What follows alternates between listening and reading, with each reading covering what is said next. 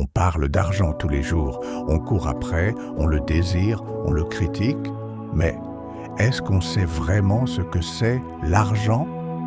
L'argent. Ce petit papier ou ces chiffres dans un compte qui contrôle la vie de milliards de personnes sur Terre. Tu te lèves tôt pour lui, tu te couches tard pour lui, tu te disputes à cause de lui, tu sacrifies ton temps, ta famille, parfois même ta santé, juste pour en avoir plus. Mais posons-nous une question simple. C'est quoi l'argent au fond? Est-ce que c'est un but? Est-ce que c'est une fin en soi? Ou est-ce que c'est juste un outil? L'argent n'est qu'une énergie. L'argent n'a pas d'âme. Il n'est ni bon ni mauvais. Il prend simplement la forme de celui qui le possède. Un voleur utilisera l'argent pour corrompre. Un médecin l'utilisera pour sauver des vies. Un entrepreneur l'utilisera pour créer de la richesse et nourrir des familles.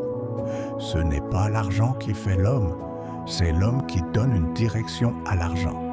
Si tu es pauvre dans ta tête, tu resteras pauvre même si on te donne 10 millions. Mais si tu penses comme un bâtisseur, même avec 10 000 francs CFA, tu peux créer quelque chose de grand. L'argent suit la valeur. Les jeunes veulent devenir riches vite, mais ils oublient que l'argent n'aime pas la paresse. L'argent va là où il y a création de valeur. Regarde les plus riches du monde. Ils ont inventé quelque chose, créé un service, résolu un problème.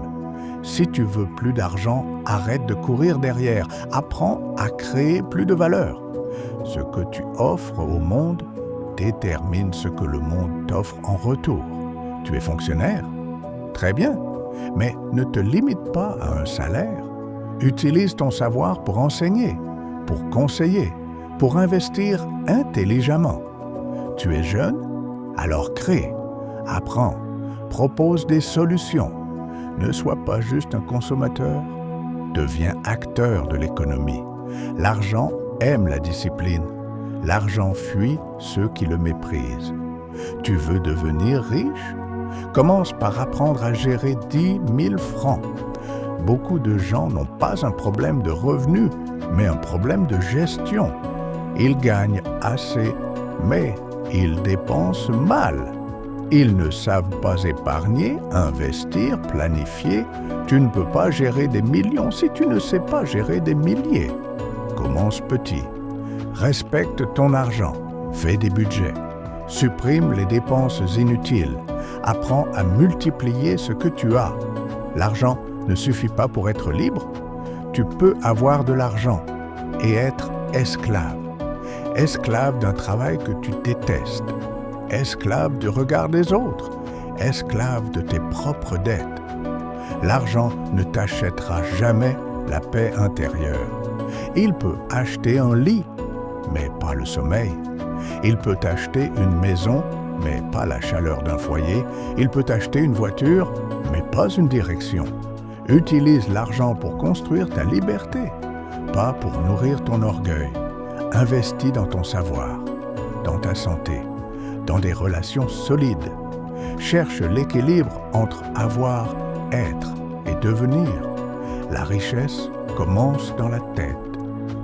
L'Afrique ne manque pas d'argent, elle manque de visionnaires, elle manque de discipline financière, elle manque de leaders qui comprennent la vraie valeur de l'argent.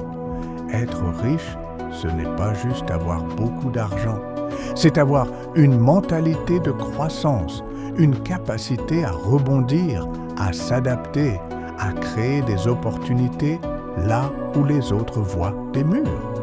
Change ta mentalité et ton compte changera. L'argent, ce n'est pas un dieu, ce n'est pas un maître, c'est un serviteur. Et celui qui apprend à le gérer avec sagesse, à le voir comme un outil, celui-là ne sera jamais pauvre, même s'il commence avec rien. Donc, que tu sois jeune, fonctionnaire, commerçant ou chômeur, ce n'est pas ce que tu gagnes aujourd'hui qui compte, mais ce que tu décides de devenir demain. Partage cette vidéo avec un jeune qui a besoin de comprendre l'argent. Abonne-toi si tu veux d'autres vidéos puissantes pour transformer ta vie. Et n'oublie pas, la vraie richesse commence dans la tête.